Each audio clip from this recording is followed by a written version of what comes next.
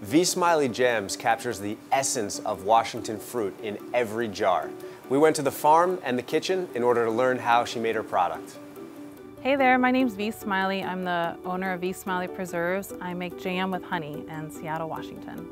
So I make my living as a restaurant cook. I sort of have two full-time jobs. One is the jam business, and my other full-time job is as just a line cook in a restaurant.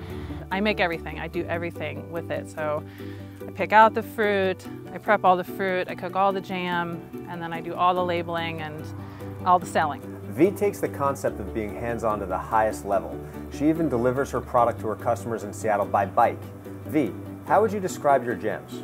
I would say, in general, the flavor of the jams is very concentrated. That's the feedback I get most consistently from people.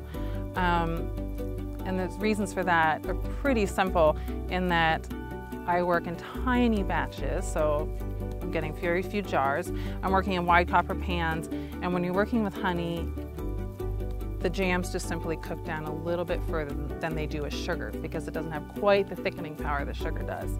So you just end up with a really concentrated flavor. And when you don't make jam with pectin added, besides what's naturally in the fruit, you're just working with the natural pectin present in the fruit.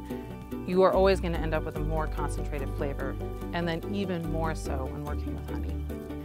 I work in very small batches.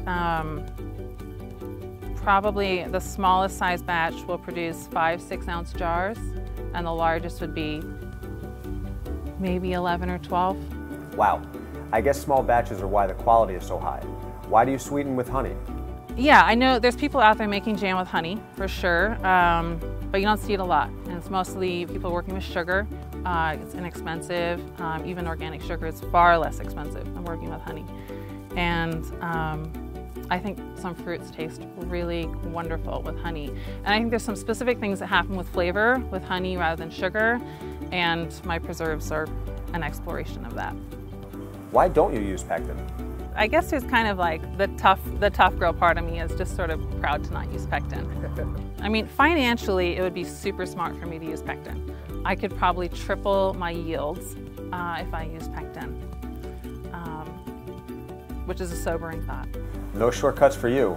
You're like a jam purist hero. I'm definitely no hero. I'd say the hero is the bee and the farmer, and they're working together. And there's no time to see that like in the spring when the bees are out there working the blossoms. But I definitely have some farmer worship going on, and that's probably one of the best things about making jam is that I get to interact so much with farmers, and that is an absolute joy for me. I hope you get a chance to enjoy the flavors of this jam. It is so good.